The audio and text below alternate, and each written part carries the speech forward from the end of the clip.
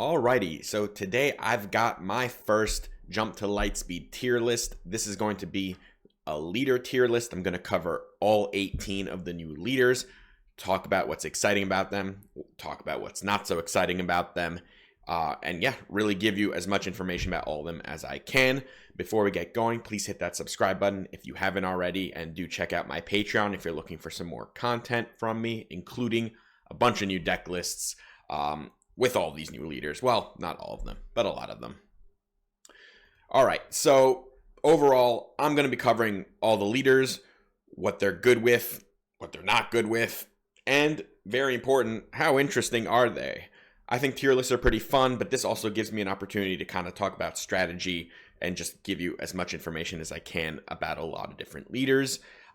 This tier list is not just a power level tier list.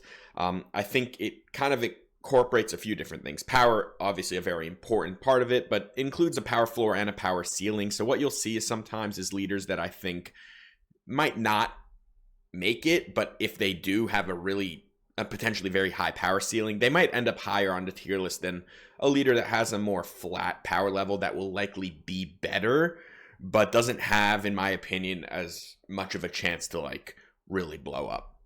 And on top of that, I also include my personal interest in these leaders as part of their ranking. So it's not so much just like a 1 to 18, how good do I think these leaders are going to be.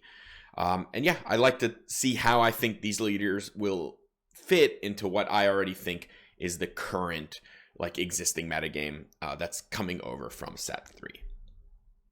All right, so the first tier. This is tier no. This for me is the lowest tier. These are not leaders I think are particularly good or interesting, so it's kind of a combination here. Unfortunately, both blue hero leaders are up here. I think they kind of got the shaft in this one. Rose being the first. I think her ability seems incredibly clunky and incredibly weak, kind of combined. Healing 2 from a vehicle maybe would have been interesting if it didn't also have the requirement that needed to attack earlier in the phase. It's very action intensive. It's only works on vehicles, so it's like unit specific. It had to have attacked, and it also needs to survive whatever it's attacking into so that it can take damage, so that then you can heal the damage, but your opponent can obviously do things in between that attack. The leader itself flips into a 4/6, which is a fine stat line, but not crazy. Resistance tag matters very little in this game so far. Overall, not much I want to do with this leader. I don't think it's very powerful. And then now we have Lando 2. Now he's the only 7-cost leader we got in this set. And I don't think he does it justice. I mean, 7-cost leaders have not really ever popped off. I don't see him popping off. His ability of putting a shield for 1 cost is okay. Like, Luke gets that ability, Kira gets that ability. They both, I think, do it a little better, although Lando has some upside to his, right? That it doesn't cost an action if you do it, because it's just coming in with the unit. But of course, the restriction is quite difficult, needing this ground space split. And on his flip, 7 cost already. I mean, I think I need some wild power to justify a 7-cost flip. A 5/7 Sentinel is not it. It's just probably a worse version of Chewbacca at that point. And as a deploy, I mean, it's fine. +5/+5 and Sentinel is chunky, but we're talking about 7 at this point. And leader pilots still have that incredibly huge downside of things like getting hit by upgrade hate and other such effects that I don't think he's going to do an insane job of stabilizing. And he can't even give himself the shield when he deploys as a pilot. It has to be a different unit, a shield token to a different unit in a different arena. So I just think it's not going to be as good as like doing something with Luke potentially, or even Rey. Like, I think this action ability is not great enough, and 7 cost has me pushing this way down in my rankings. Next, we got Admiral Trench. I think this guy's a total mess. I also think he's incredibly cool. So like, this one in interest level is definitely higher, but I still think he's so weak, unfortunately, that I had to keep him down here. you are foregoing a free leader deploy to play this guy, right? You have to pay 3 to deploy him. That's not going to cut it. I mean, that's similar to Chancellor Palpatine in the sense that, like, you're giving up the ability to deploy a leader, which is a massive, massive cost in this game when people are flipping like 3 7s for free on turn 4, or better stats than that on turn 5 where the 6s come out. Not to mention, neither his flip nor his leader ability do anything to help stabilize you. And if you're trying to play this kind of strategy, and this is a grindy strategy, there's nothing that this does other than grind people out of cards, because everything like that repeating leader deploy that also draws you a card, this is all about generating obscene quantity of card advantage. You need games to go 10, 11, 12, 15 turns before you are going to see return on investment here. Unfortunately, games end on like turn 5 and 6. So in a lot of cases, especially when you have a leader that's basically blank text on both sides when it comes to dealing with aggression-based strategies. Not red aggression, just like aggro. And a lot of good decks are aggro decks. And the coolest thing you can probably do with this is like Palpatine's Return. He has a free enable for that ability on his action side, but again, if you're going to do that on 6 resources just to cheat out something like a Vader or Maul, it's not going to be enough when you're not also adding a free leader deploy that turn. To do anything cool on that turn, it means you're also not deploying your leader. And then why are you even playing this leader? Why are we doing this if we're not trying to do this every turn? I've seen a cool idea to do this with like Droid Manufactory, where you can pop 2 droids every turn with his deploy. You'll probably be dead before you ever deploy him, though, if you're playing with a 24 health base. So that doesn't look that great. Overall, I think this is meant for a format that does not currently exist, which is a format where aggro decks don't really pop off as much, and you can play a card advantage grind engine, which this does very well. Like, I don't think you will ever get grinded out of cards if you're playing this. Like, this will probably be very good into like control decks whose main form of beating you is to grind you out of cards. I don't think they'll be able to do that, but as is, I think this leader is very weak right now. And the last leader in this tier is Admiral Holdo. Yeah, like I mentioned this about Rose. Resistance is just not where it's at, in my opinion. I don't think there's enough to do with it. On top of that, I don't think her leader ability is great because it's super specific, right? Not only resistance, but a resistance. Not only is it specific with resistance, but also it's costing a resource. Not great. And it's not immediately getting like an attack off, right? So there's an action where your opponent can interact with it. So it's very slow and clunky in that sense. Her leader flip, she has fine stats, is a 3/8, but once again, it's still kind of a clunky ability. She's not going to do much to stabilize you on her flip turn. I just think there's not much going on here. It's not like awful or anything. There's just like kind of no way I think this pops off completely because of how action inefficient and resource inefficient her ability is, and the resistance tag not being as supported as it would take for Admiral Holdo to be great. All right, the next tier is unlikely. These I start to get a little interested here, so like there's something to work with. I just think most likely there's other leaders that are just going to do most of these things better. Captain Phasma, I think in her case, the ability's pretty strong, right? So you play a first order, you can get a free damage to base. Again, it's not action efficient, but if your opponent has already claimed, similar to how Sabine usually only pings once they've already lost initiative, it's going to be a similar thing here. And this flips on 5 into a chunky 4/6. It's a fine stat line, and the on attack ability is actually much better because you can also do 1 damage to a unit. So as far as the leader is concerned, I think the abilities are pretty good. Where the issue is for me is I searched through all the first order cards. It's not that exciting. There's some decent ones, like Kylo's Tie is a good 2-drop. Admiral Hux is a decent card. Admiral Pride is okay. There's some filler stuff. I mean, the Captain Phasma green unit is pretty good, especially if you pair it with like ECL. That can do a pretty massive flip turn with Captain Phasma, but overall, just don't think there's enough tribal synergy in First Order yet to really warrant pushing into such a tribal leader. I just think you might be able to do like a red aggro better. We're going to see a leader later that I think can kind of fit in a shell similar to what Captain Phasma would push, but might actually just do it a little better, because this really requires a full build around on First Order, and I'm not sure that's where we want to be. Asajj Ventress, this one's pretty cool, I think, and my issue here is, first of all, 6 cost leader. Now, I'm not writing off all 6 costs. In fact, there's going to be a couple that are pretty high on this list, but this one, my main issue is the flip turn isn't going to be great. A 4/6 grit for 6 flip, not good. Attaching as a +3/+4 for 6.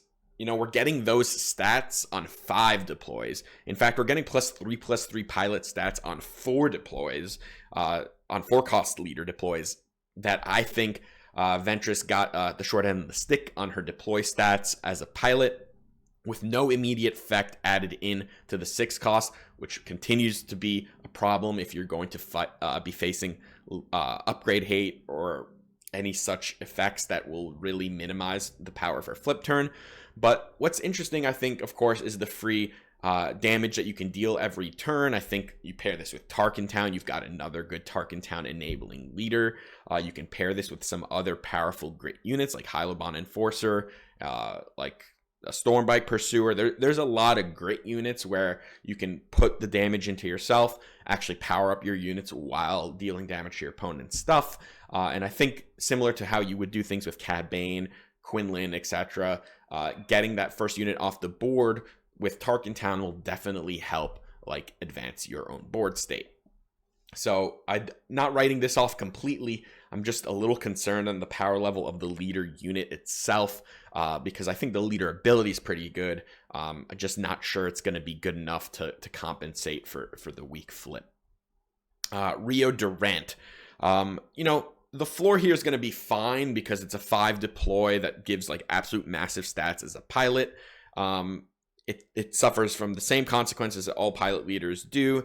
This is going to be fitting into an aggro deck. If you put this on a transports +4/+5, which is massive stats on 5 deploy, if you're able to just push damage with this, you probably have a decent deck. Likely you're going to be some like space-based yellow deck, but there's going to be a few of those, and like Django is probably still going to be king in that world.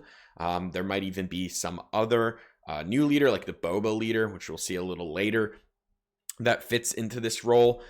Where Rio is truly suffering is on his leader ability. I think it's really poor. 1 cost to do it, to only get +1 power and Saboteur, and it only works on space units on top of that. I don't like that ability. I think we need more power for 1 cost leader actions. There's very few that have been powerful. Kira has worked because of the shield. Like Luke has sometimes been decent because of the shield. Rey because of the experience. But look at all those things. They're all permanent buffs. +1 damage on a space unit for an attack. It does gain Saboteur, but I think that's pretty minor. Overall, don't love it. On top of that, most aggro decks need to really curve out with units, and a lot of those other decks that we talked about are more reactive, like the ones that like Rey and Luke and Kira are more reactive. They can usually try to squeeze in a resource defensively as opposed to really needing to always curve out with the best unit they can or go wide with as many units as possible. So I think Rio's ability is pretty weak. I think he's going to create like a big, powerful flip turn, and if upgrade hate isn't all over the place, you can do some massive attacks with this guy. But I just don't see him being the premier space aggro leader. I think there's just going to be a lot of better options. And last, here's Admiral Akbar. This is a really weird ability, and maybe I'm off on this because this one's really tough to evaluate for me right now. Again, I don't love the action costing 1. It's a common theme for me. And his ability is really strange, right? Because you can use it on your own stuff to give yourself X-Wings. You can use it on your opponent's stuff, but then they get an X-Wing. We don't love paying 1 to give your opponent a 2/2. I think you really need to find a way to synergize with that stuff. Maybe clear the field or evacuate ways to reset the board after you've just stalled. There's the home 1 legendary too, which is supposed to kind of synergize here. They'll have more space units you can ambush. I don't think that's actually going to be very powerful. Same ability with his 6 deploy, and the stats are fine, but 6 deploy is so late, and he doesn't seem to do much. Like, I don't know exactly what to do with him yet. You can look at like the Chancellor Palpatine unit in double yellow, which works decently with this ability because you can start using it on yourself to create readied X-Wings, because he makes their tokens come into play ready. So this one, maybe there's more cool stuff to do here than I'm giving it credit for. I think largely I expect it to be too clunky of an ability. You don't want to give your opponent units, generally speaking. Using it on your own stuff to create units seems okay, but again, you're exhausting your own stuff, so like you might start getting overrun. But there's this one I'm not writing off completely. There's some cool stuff to do, I think, with Akbar. All right, next up, we've got the maybe tier. So really picking things up here. Gonna start with Major Von Reg. So the exciting thing about this leader is that he's a 4-cost deploy with good stats. 2/5, I mean, as a unit, maybe not so great stats, but 5 health. It's the first 4-cost villain leader with 5 health. We've had some 4 health ones, but 5 is a pretty big deal. And then this is also the first of 2 4-cost pilot deploy leaders, and he can come down as a +3/+3 upgrade on whatever he's piloting, and that's massive. That is an absolute massive power boost on turn 3 when this guy comes out, and that's really the exciting part for this leader, like his unit or upgrade version. I don't think his leader ability is particularly powerful. Playing a vehicle from your hand, give another unit +1/+0. It's kind of action inefficient, right? You buff a unit, but then they get an action to interact with that unit. It's a big reason why you usually attack with the units you're going to attack with before you try to like get cute with buffs and stuff like that, unless you're giving them health buffs. But this doesn't do that. I don't like his ability. I don't like his ability particularly on his leader side either, right? Because it's doing the same thing, although there you're most likely getting his attack off. But like his floor is just going to be high because of that 4-cost flip. You can, I think, probably try to pair him with something like green at first glance. I just think his first order trait synergizes really well with like Captain Phasma, the green unit, especially if you pair it with ECL. You can likely you will likely want to push into aggro here. You might try yellow as well, because this isn't a pilot. It means space, means maybe even triple dark raid gets involved. Overall, the first order stuff will also help with things like Hux as well, so you can dig into that trait a little bit, and I think that's where maybe the first order stuff will work better than with the Captain Phasma leader, because you just have a 4-cost powerhouse deploy. You do have to obviously watch out for upgrade hate and things like bamboozle. It's going to be true of all these leaders, but at 4 cost or 4 deploy, it's much easier to at least get your attack off. You can create really big powerhouse swings. On top of that, I mentioned green already, but Overwhelming Barrage can also be very powerful with this leader, because he's going to jump onto another ship, stacking power onto it, so you can create really powerful overwhelming barrages. So I think this guy's pretty cool. Don't love his leader ability, but really like the deploy. All right, next is another red villain. This is Boba Fett. The reason he's here, well, because he's kind of the indirect damage guy, and I think if indirect damage is going to be good, it'll likely be because Boba Fett's adding 1 to all the indirect damage abilities in the game. So what are we trying to do here? It's going to be space aggro probably. Again, you're in red villain, and you're going to probably want to pair it with either yellow or maybe even mono red. You're going to stack all the indirect damage cards. All of them are going to do +1, and you will hopefully get to a critical mass where that indirect damage actually matters to your opponent, because if you're not doing enough of it, it's usually not doing anything. If your opponent starts building up a board against you, the indirect damage gets so much worse. So I don't think you can purely go base race. You probably need to start picking off units as well to make that indirect damage better. Now, Boba shines as far as a leader pilot is concerned because he gives you a very impactful immediate effect when he deploys, doing like a mini overwhelming barrage, right? 4 damage spread as you wish. It makes the upgrade hate stuff a little less impactful against him because he gets to do that. Of course, he can deploy onto the ground as well with pretty generous 4/7 stats, similar to the band Boba Fett, that is 4/7 for 5 cost deploy. But there is stuff to like here. On top of that, he gets to run Fett's Fire Spray. Actually, he gets to run both of them. And the new one is pretty good in this guy because, right, you immediately come in with that 4/4 for 4.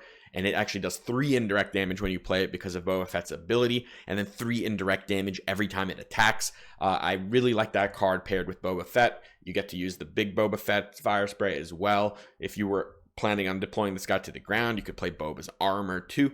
So some cool stuff going on with him.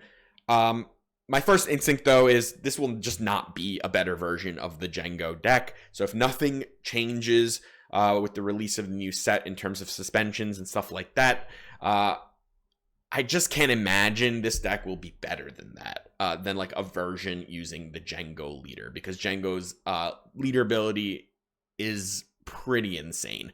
But there is stuff to like about Boba Fett, and there's some potential there. All right, next is Wedge. Wedge is cool. What I don't like about Wedge, we'll start with that, is that it very much pigeonholed you into one strategy. We have to play a bunch of space units and we have to play a bunch of pilots. That's how you're going to capitalize on this. And that's going to make it even worse when your opponent is playing interaction for that kind of strategy, right? You're stacking up units, so removal is going to be more impactful. It's going to 2-for-1 you more. You're stacking upgrades. Upgrade hate is going to be even more impactful. So while I think the ability is quite powerful, right? You're getting to cheat resources every turn. It does kind of put you in just one box in what it is that you can do, and that's a little limiting. Where it's powerful, I mean, there's lots of really good pilots. Some of the best ones are in green hero, right? Like Chewbacca and Luke Skywalker are both really powerful pilots. You get some in other colors as well. I've seen Wedge already getting theory crafted as a red deck. Because I think that makes sense in a sense because there's good red space vehicles, right? You need the space units to actually use this ability. I'd like to look at blue as well because I really like the blue pilots. I think they are better than the red pilots, like Hera and Paige and Cassian are all solid. I think what you can do in a blue Wedge shell potentially is play a less aggro deck and more mid-range, try to get actually to things like Luke Skywalker, the unit, and use Restore, which you're going to get from things like Hera, Restored Arc, and ground units like Yoda and Kanan, I think might pair well here because then you are not so all in on just turbo aggro. I'm putting pilots on space units and hoping you can't interact with anything I'm doing. And I think that's going to be more of the red style. It's going to be more of a burn deck. And if you try to play this with different color, primarily blue, because I think you get some good pilots there, then you might be playing a slower, more mid-range version. And Wedge is powerful. I think his ability is very powerful. My worry for him again is that you're very locked into a one-trick pony kind of deck, especially if you're pairing it with red, and that might not cut it, especially when you have other leaders that might just do that better. And the last one in the maybe tier is the new Han Solo. This guy I think is really interesting. One of the most interesting leaders we have. First of all, the Broken. Let's talk about the Broken. His action with C-3PO is completely cracked because you can actually use his ability turn 1 without even a unit in play to look at the top cover of your deck, play C-3PO, and immediately draw it. So that's already kind of nuts. But on top of that, every time you attack with C-3PO with this ability, you can actually look at the top cover of your deck first and then immediately draw it by naming it with C-3PO. So C-3PO is 100% hit rate in this deck. That's insane, right? That is one of the most powerful turn 1 things you can do. Also, you're going to get +1 basically every time when you do that, right? So Actually, you won't get +1, sorry, because C3PO is not odd, and this does save the reveal card, and the unit have different odd costs. So if you use it on C3PO, you won't actually get the +1 damage, but you will be able to just draw the card. So that is powerful. His ability outside of that is fine. Like, it will usually do +1 and it won't cost you an action, right? That's just better than, like, we talked about Rico, right? That's just better. You don't have to pay a resource to do it. That makes it better. And what is actually gonna happen with this leader? My first instinct is to try to do some like really bursty combos. You can do things like flip him with a bunch of units in play and onto like the tactical heavy bomber, for instance, and bam, that unit now has 6 power. And if you ready a bunch of resources, you can play one of a few cards that ready it, like K-turn or BB-8. So there's ways to like combo with the tactical heavy bomber. Outside of that, I think K-turn in general, even if you're not doing a combo like that, can be very powerful here, because you can put him on a unit, attack for 6, ready it, attack for 6. It doesn't seem that difficult to ready at least 3 resources when you do this. If you build a deck to function that way, you play 1-cost cards. You have like the free R2 that is an odd cost when it's in play. The leader himself is odd, right? So he's already generating you 1. You play bunch of 3-cost space units that will generate a resource, so you can create tremendous turns. Where you will need to work is card draw, right? And C3PO solves a lot of that. Something like Boshek can solve a lot of that too, because you actually need something to do with all these resources. You can get 10 resources, but if you don't have cards to play, it's not going to matter, right? So you're trying to create an absolutely obscene flip turn, even bigger than what like old Boba used to do, and go from there, right? That's pretty cool. I think a strategy like this might suffer from a deck like Django, and I think that's going to be true of a lot of strategies, and even like the Han 1, like mono yellow with their tempo interaction, right? You are still working on trying to keep a board to create massive swing turns, and you need to be able to attack with your leader pilot. And if you get exhausted down, or if your board gets trimmed away by things like Tarkintown or Bounce, you won't be able to create as massive of a flip turn. And with all the pilots, especially the ones that are trying to be aggressive and get attacks off early, they suffer a lot against something like Django, who's trying to exhaust you down, because if you even miss 1 turn of attacking with your leader pilot, you might just not win races anymore. But I think Han is a pretty exciting one to build around. All right, we're up to tier probably, so some spicy ones here. The first 2 are going to be Thrawn and Piet that I'm going to talk about, and these are more synergy-based leaders. I think it's going to take a little bit more time for me to figure out whether they're truly busted or if they just don't make it. But there is some exciting stuff. Thrawn, I'm much more interested in terms of like a build around. I think the ability is incredibly cool, double triggering all these when defeated effects. I think this is the kind of leader that can also just get better as more cards get released. Right now, I'd be looking to play him first in red. I think he gets a really cool enabler in Self-Destruct, a card that deals 4 for 2 cost and lets you defeat one of your own units. I think it's going to be important to have enough self-defeating abilities to really go off with this kind of leader. Some other stuff that you can include in this leader are things like exploit. Now, I don't think there's a lot of very powerful exploit cards, unfortunately, but there are a few, like the Count Dooku and potentially Malevolence are both interesting cards. Outside of that, you're going to pile a lot of when defeated effects. You have like the new Krennic card is an absolute powerhouse of a card. You have his shuttle as well. There's cards that heal, like the new TIE fighter that heals, the 2/3. There's a big ship that costs 6 that heals for 3 when it's defeated. There's Ruthless Raider, of course, in red. I've looked at green as well, where you can get Cobb Vanth, and that's kind of the primary reason I'd want to maybe try green, is because Cobb is very, very powerful here. But overall, this isn't really a control deck, as it's just like kind of a mid-range shell that really tries to pump these effects and do tremendous damage. Another card I didn't even mention is Val. She has incredible synergy with Thrawn. Doubling that when defeated is very powerful as well. And the deck already in Villain Blue can can field quite a lot of shielded units so that you can really absorb that 3 and then get +4/+4 with the experience.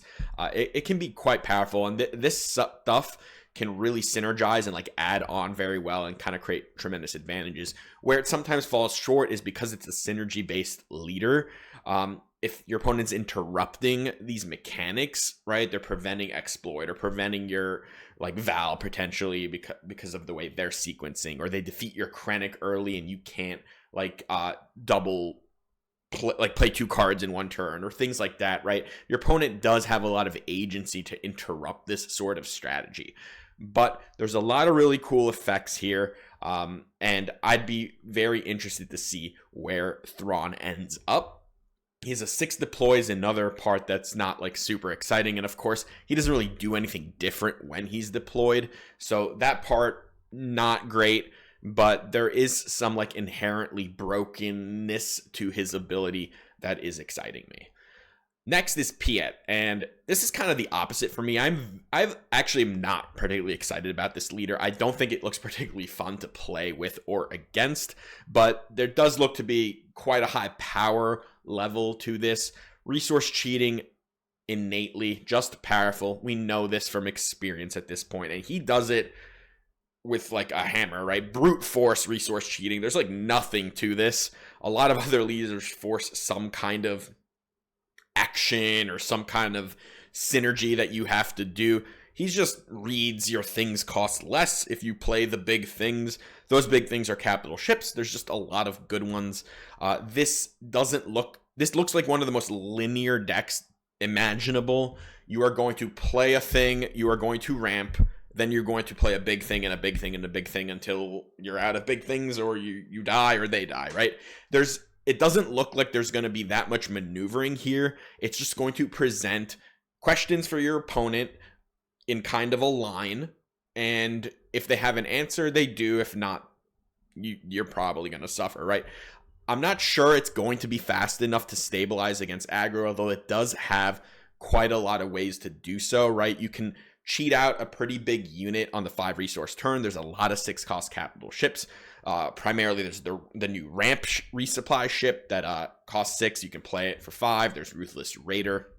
Those are both interesting cards to play on the 5 resource turn. You follow that stuff up with things like Barrage, Planetary Bombardment.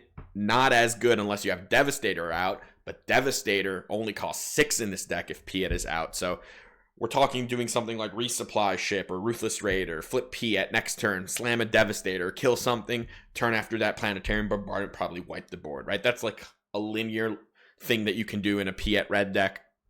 There's Turbo Laser Salve is another kind of board wiping effect that you can use with these big capital ships. Early on, you need to stabilize the board, you need to ramp, right? So we're talking the resupply and super laser tech stuff. Probably looking at some kind of removal if you're in red, open fire, force choke, daring raid, whatever it may be. If you're in blue, which does remove the Devastator Planetary Bombardment thing, but adds Avenger into the deck. An Avenger only costs 7 with Piet out. Also kind of a busted thing, and you get to play all the good blue removal like Power of the Dark Side, Takedown, Calculated Lethality, Fell the Dragon, whatever it may be, right? The point is, you're doing interactive stuff for like a couple turns with a ramp mixed in there, and then you're just looking at the cards in your hand and playing the one with the biggest number on it. And that may be incredibly powerful. We haven't seen a strategy like this really exist yet. There have been ramp strategies, but they haven't been like ramp strategies have mostly been control shells. We've seen like the closest thing to like a mid-rangey ramp deck would have been something like Vader or like mono green Palpatine, right? Where you're ramping into big things, but you still have to kind of perform a lot of board maintenance. And Piet feels a little different to me. It feels like a true ramp deck where you are just going to play a big thing into a big thing into a big thing. It doesn't look particularly interesting to me personally, but it does look pretty strong. And it will be sort of a deck that, if it exists in the format, will kind of be you have to be this tall to ride sort of deck, right? If you are not fast enough to get under these capital ships or have the interaction to remove them from the board, then you probably won't be able to survive against a Piet deck.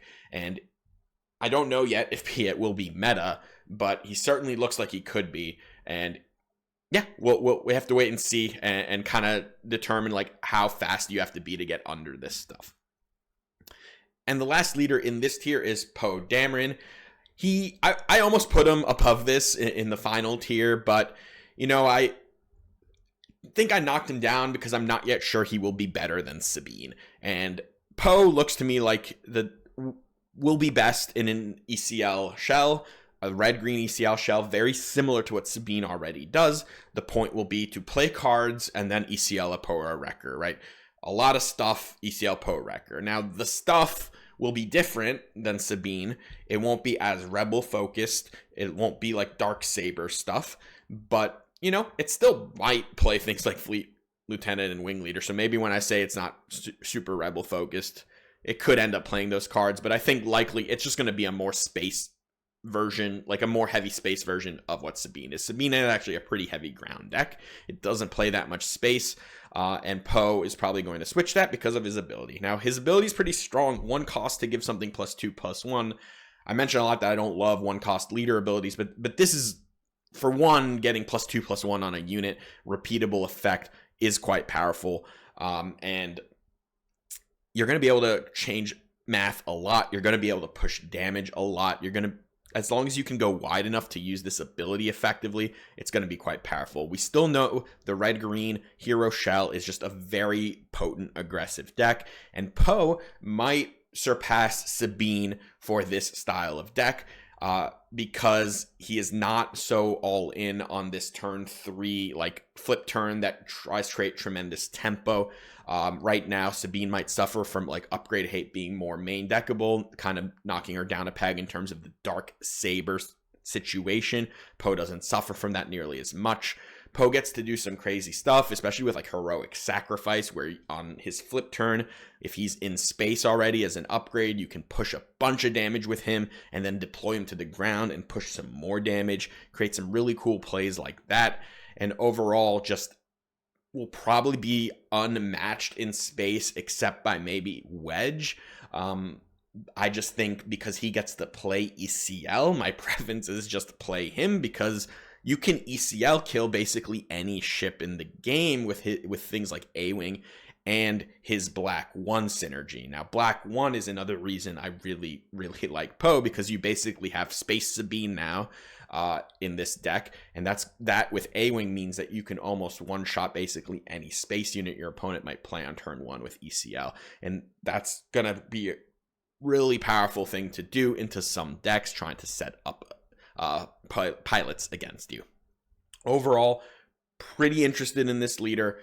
I think the strategy we kind of already know. Red-green ECL is a strategy. It's just been Sabine for a year. It might no longer be Sabine, but no guarantee there. It might just still be Sabine, and we'll have to see.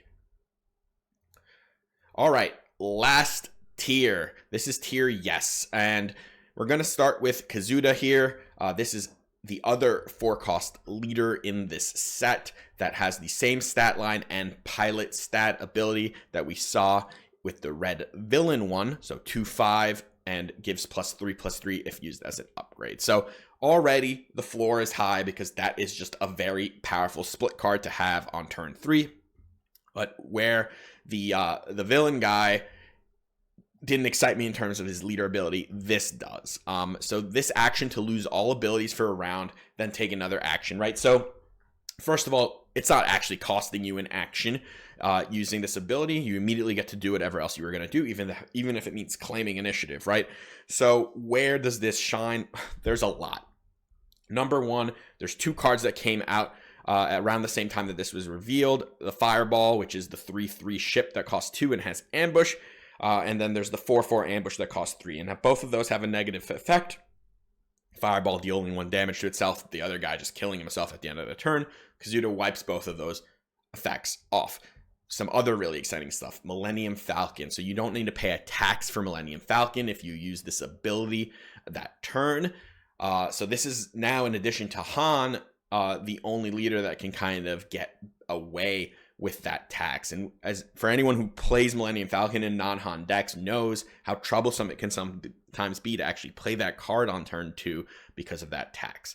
Other cool cards, anything with bounty or innately on it, or even blocking bounties that your opponent put on your cards, those don't count. The Stolen AT Hauler, the new 3-cost 4/5 legendary that if it is defeated, your opponent gets control of it. You can wipe that away.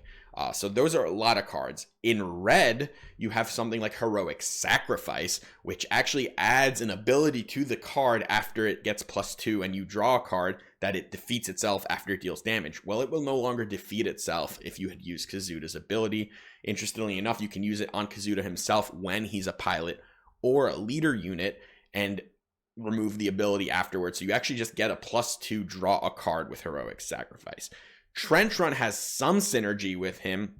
So if he's a leader and you use the ability to wipe away one of your units' negative text and then put Trench Run on them, they will just attack for +4 and they won't get the effect that your opponent discards 2 cards and you deal damage to itself. So that works really well. Now, it doesn't work as well when he's actually a unit. If you use it on himself when he's like piloting on something, you will still take damage back. So Trench Run has like half synergy, but still very powerful.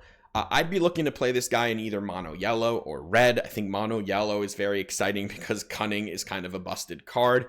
I think Bounce innately right now is pretty good. So Cantina Bouncer looks like it could definitely be good in a deck like that. Bamboozle will be more easily triggerable, usable for free in a mono yellow deck than it would with red. And then there's other mono yellow cards. You can look at Mandalorian, a new card that I think looks very powerful. You can look at Bodhi if event decks become more popular. So overall, I like yellow. Red, I mentioned the 2 cards that look kind of crazy with him, Heroic Sacrifice and Trench Run, and then you can play more red space units, so be a little bit more heavy in space. But overall, I think this guy looks really powerful. A strategy like this might be a little soft to getting exhausted over and over again by something like Django, and I think he's going to keep a lot of decks in check right now, so we have to wait and see how good this Django updated deck will end up being, if any suspensions come trickling down eventually. But for now, I'd be looking to make sure that I can compete into a Django deck. It might mean including more shielded units into a deck like this, just so that you can like stick something early. But yeah, like the power level here is very high. I can never guarantee what ends up making meta, but I certainly think Kazuda has a shot. And the next 2 are father and son, Darth Vader and Luke Skywalker. I will mention that I always tell myself I should stop including like 6+ cost leaders near the top of my tier list, but I'm doing it this time. And we'll see if, maybe this is a total whiff, but I do have high hopes for both of these leaders. Darth Vader's leader ability to make tokens at will is very powerful, and I see a couple shells right now that entice me with Darth Vader. There's a yellow shell, which would be much more aggressive. Yellow, of course, gives you access to some of the best space units in the game. It gives you access to pumps like Surprise Strike. I really like the synergy he has with both the Geonosis Patrol Fighter and Sanctioner's Shuttle, because on turn 2, if you attacked with a turn 1 unit, you will be able to either exploit the Patrol Fighter to bounce your opponent's turn 2 play, or you will have 3 units in play for the Sanctioner's Shuttle to capture your opponent's turn 2 play. So I really like that synergy with those cards, and of course you get access to things like 7th Fleet Defender and the other potentially powerful yellow villain ships. His deploy. So again, we know this suffers from upgrade removal, but at least you get something out of it. And if you are able to squeeze this into an attack, that's kind of crazy, because +5/+5 is almost unmatched. That's very powerful, and this creates basically the most busted overwhelming barrage possible if you're able to do it. So I mentioned the yellow shell. I think another one that you can look at certainly is blue, and it's much less of a space heavy deck. What you're using his ability for in those decks is if your opponent is not in space, you create a giant value engine that kind of forces your opponent to interact with you. And you're actually kind of like a mid-rangey control deck, but you are presenting more threats than most mid-range and control decks do because of his ability. And you do get some decent blue ships. Inferno 4 and the Onyx ship are both solid turn 1 plays. You get access to Iden, which I think is one of the better cards in this set, especially for space decks. So that's a lot of power there. And then you do, of course, get the villain blue removal, which I think is powerful right now, right? Power the dark side looks well positioned. Calculated lethality looks like it might enter the meta game right now with people trying to upgrade low cost units. So there's a lot to like with Vader. Blue also gives you access to like Sentinel vehicles, both in space and on the ground. So being able to deploy him onto one of those, especially against decks where you aren't suspecting upgrade removal to be super prominent, can be very powerful. The weakness, I've said it a million times already, it is upgrade removal, but don't forget, Vader can deploy to the ground as a 5/6, and against space decks, he's going to be pretty chunky on the ground there, and I think in general, the pilots that we play, we're going to have to get used to putting them on the ground and not just deploy them in space. So Vader, those are the couple shells I'd be looking at right now. One much more aggressive with the yellow, one much more mid-rangey with blue. And I hope to see this leader make waves because it is a pretty cool ability. Very powerful to be able to make free tokens. We have not seen an ability like that yet. And the last leader in this tier is Luke Skywalker. And I'm going to say it immediately. He does not get upgrade hated by his pilot. And that is a massive line of text because he's the only pilot leader that you don't need to be worried about getting confiscated or disabling Fangfighter or whatever it may be. Now, you do need to worry about Bamboozle, and Bamboozle being a zero-cost card that will defeat all these pilot leaders is quite punishing, but at least the rest of it goes away. He will suffer, again, with a lot of other leaders into something like Django, who's going to exhaust them down and not let them attack, but I do have a lot of hope for Luke. His ability to deal 1 damage to units, very powerful. We know these ping abilities are quite good. This works well with Tarkin Town. It could work well just in general to change combat math. Just like that ability, I don't think you even need to go full space in a deck like this. There's just enough good fighters in most of the colors. Even in mono red, you're going to have enough, but you can play it with blue. You get some nice fighters there as well. Green has a couple. So Luke looks very flexible to me. The colors, a lot of them could work. His leader attack with his pilot, very powerful. +4, +5 is tons of stats. I mean, Vader is bigger, but you also get to kind of be removal when you're doing this.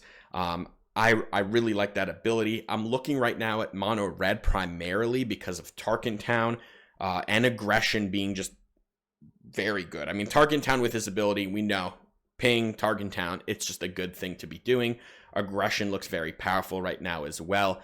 And in these decks, you can certainly play to the ground as well. Mono red does give you access to things like Bo-Katan, so you get another good early ground play in addition to something like Sabine. So you do split your force between space and ground. And I like that because if your opponent is just overwhelming you in the space, well, ground race them and then use your removal, your interaction to deal with the space. And of course, he can always just deploy to the ground. 5/6, right? 5 power is a lot. Like we haven't seen 5 power on 6 cost deploys very frequently. Anakin was doing it.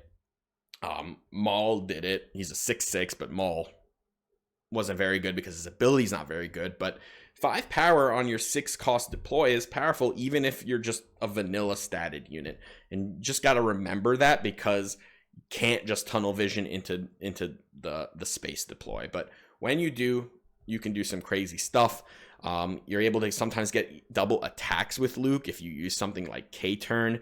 K-Turn looks to be a pretty powerful card in general. Now, I don't think you have to all into a strategy like that, but it is certainly a consideration when playing with Luke or some of the other pilots. But both of these, Darth Vader and Luke, they look like very powerful leaders.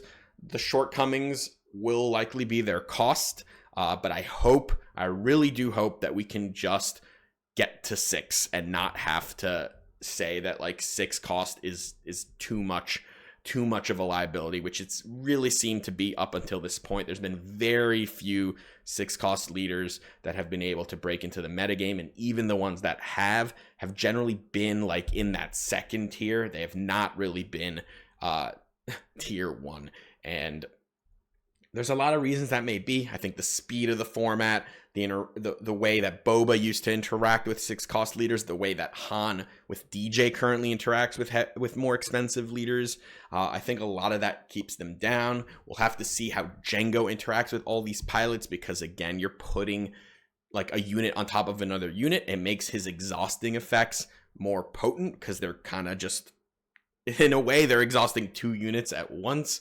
So all that remains to be seen if these new things can break into a metagame with some very, very powerful decks that are also going to be getting better. But yeah, that is the end of my current tier list. Remember, it is not just a pure power level tier list. It includes my interest in these leaders. It includes power floors and power ceilings, whole lot of stuff like that. I'm interested to hear your takes, so leave some comments if you are interested. And also, if you haven't yet, do check out my Patreon. I'll be posting a lot of deck lists with the new leaders, and really excited to get brewing. And until next time, take care.